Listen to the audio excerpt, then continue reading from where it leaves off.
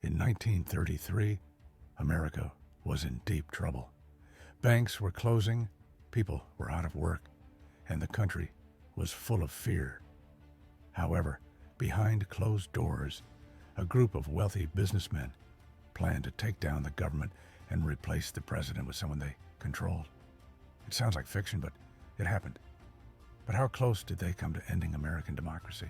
America in 1933 was a nation on the edge. The Great Depression had left 25% of Americans unemployed. Bread lines stretched for blocks. Desperation hung in the air like smoke, and Franklin D. Roosevelt had just taken office, promising a new deal to save the nation from economic collapse. His policies aimed to regulate banks, create jobs, and expand government powers to help struggling citizens. But not everyone welcomed these changes. Among America's wealthiest businessmen and Wall Street elites, Roosevelt's plans triggered alarm bells. They saw his policies as dangerous socialism that threatened their wealth and power. Some even compared him to communists and fascists gaining power in Europe. As Roosevelt implemented his first 100 days of sweeping reforms, this anxiety turned to action. In the summer of 1933, a group of powerful business leaders allegedly began meeting in secret. Among them are reported figures connected to Standard Oil, Chase Bank, Goodyear, and other industrial giants. They see Roosevelt's administration as a direct threat to American capitalism and their personal fortunes. These men supposedly begin discussing something unprecedented, a military coup against the United States government. Their plan was remarkably straightforward. They would recruit a military leader with enough popularity to rally troops to their cause. They would form a private army of veterans. Then they would march on Washington, force Roosevelt to accept a position as a figurehead leader, and install their chosen general as the true power behind the throne. America would effectively become a fascist state, modeled partly after Mussolini's Italy. For their military leader, they approached Major General Smedley Butler, a decorated Marine veteran and recipient of 2 Medals of Honor. Butler was a war hero with massive popularity among veterans and active troops. If anyone could command loyalty from soldiers for such a plot, it would be him. What happened next would shape American history, though few Americans today know the story. The plotters approached Butler in July 1933. A bond salesman named Gerald McGuire allegedly met with Butler, explaining that he represented wealthy businessmen concerned about Roosevelt's monetary policies. The meetings continued over months, with the proposals growing increasingly alarming. Eventually, McGuire reportedly revealed the full scope of the plot to overthrow Roosevelt and install a fascist government with Butler as its military face. But the plotters had made a critical mistake. They had approached the wrong man. Butler, despite his military background, was a strong defender of democracy. Shocked by what he heard, he played along to gather information while secretly planning to expose the entire conspiracy. In November 1934, Butler took his story to the McCormack-Dickstein Committee, a congressional committee investigating Un-American activities. Before the committee, Butler testified in detail about the plot and named names. He identified prominent figures allegedly involved, including Grayson Murphy, a director at Goodyear, Robert Clark, heir to the Singer sewing machine fortune, and John W. Davis, a former Democratic presidential candidate. Most explosively, Butler claimed the plotters mentioned they had $3 million in ready funds and could muster an army of 500,000 men from various veterans organizations. The committee investigated Butler's claims and interviewed other witnesses. In its final report, the committee stated that it had received evidence that certain persons had made an attempt to establish a fascist organization in this country, and that McGuire had been involved. The report verified much of Butler's testimony. However, the media's response made these revelations seem less serious. Many Americans know about political scandals like Watergate and the Iran-Contra affair, but the business plot remains largely forgotten despite potentially being the most serious internal threat to American democracy. While hundreds of pages of congressional testimony document the plot, major newspapers at the time dismissed it as a hoax. This disconnect raises an important question. Was this deliberate suppression by media outlets owned by the same business interests implicated in the conspiracy? The answer is a yes. Major newspapers were owned by conservative business interests, and they ridiculed the idea. The New York Times called it a gigantic hoax. Other papers buried the story or focused on the committee's failure to verify every aspect of Butler's testimony, rather than the parts they did confirm. No one was ever prosecuted. The alleged conspirators simply denied involvement. McGuire died of natural causes shortly after the hearings. The others continued their business and political activities without consequence. The story slowly disappeared from people's minds and became a small, forgotten part of history instead of the big news it should have been. What makes this story particularly compelling is General Butler himself. Smedley Butler was no left-wing radical. He was a lifelong Republican and military man who had served his country in numerous conflicts. By the 1930s, however, Butler had become disillusioned with American foreign policy.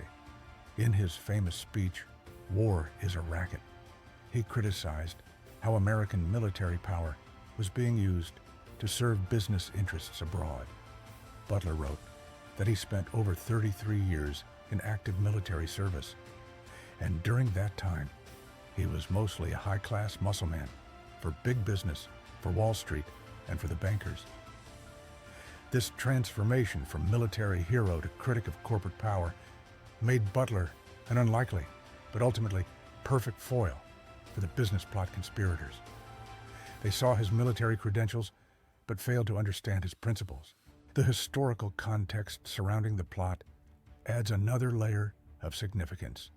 The 1930s saw the rise of fascism worldwide. Mussolini controlled Italy. Hitler had just taken power in Germany. Fascist movements were growing across Europe.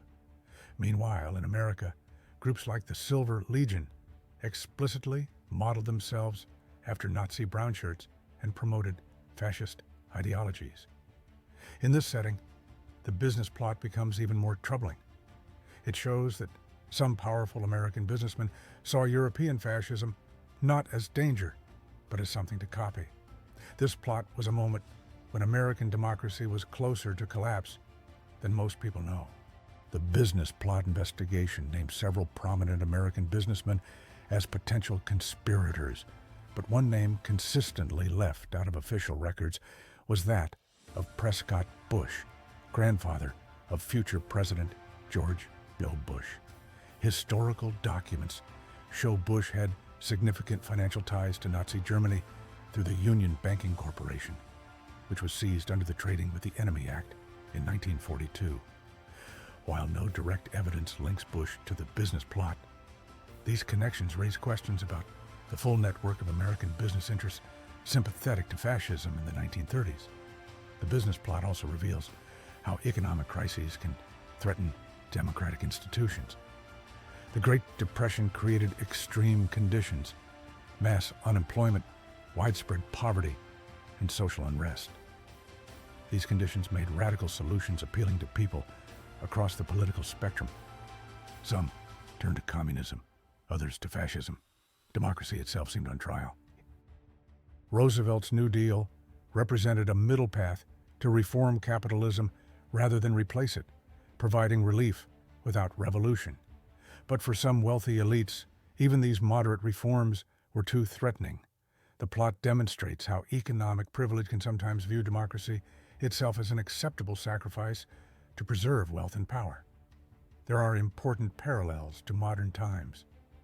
Economic inequality today has reached levels not seen since the 1920s. Political polarization intensifies during periods of economic stress. Trust in democratic institutions faces challenges from multiple directions. The business plot serves as a historical warning about how fragile democracy can be when powerful interests feel threatened.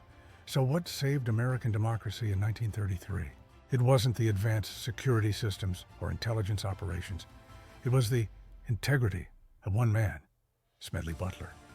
By refusing to join the plot and instead exposing it, Butler demonstrated how individual moral courage can protect democratic institutions when they're most vulnerable. The business plot never succeeded, but its legacy lives on in important ways. The investigation helped establish the legitimate government role in monitoring extremist threats, setting precedents that continue in modern counterterrorism efforts. It highlighted vulnerabilities in American democracy that led to stronger safeguards, and it demonstrated how civilian control of the military ultimately prevented an authoritarian takeover. Perhaps most importantly, the business plot reminds us that threats to democracy don't always come from outside. Sometimes they emerge from within, from powerful interests who see democratic processes as obstacles rather than foundations of American society. Butler himself never sought fame for exposing the plot. After testifying, he continued speaking about his military experiences and advocating for veterans' rights. He died in 1940, just as the World War that would vindicate his warnings about fascism was beginning. His legacy includes not just his military service, but his final, perhaps most important, service to his country, protecting its democratic foundations from those who would undermine them for profit. The business plot remains relevant today as we face new challenges to democratic institutions, economic inequality, political polarization, and mistrust of government create conditions where extremist ideologies can flourish. Understanding this historical episode helps us recognize warning signs and appreciate what's at stake. Democracy survived in 1933 because enough people, from General Butler to members of Congress to ordinary citizens, were committed to its preservation. That same commitment remains essential today. The business plot isn't just a historical curiosity. It's a reminder that democracy requires vigilance in every generation. What other moments in history have we forgotten that might help us understand the threats facing democracy today? How might the lessons of the business plot inform our approach to modern challenges? If these questions intrigue you, subscribe to our channel for more explorations of hidden history and its relevance to our present moment. History doesn't just teach us about the past, it helps us protect our future. If you enjoyed this video, then YouTube thinks you'll be hooked on this next one right here. So don't miss out. Click and check it out now.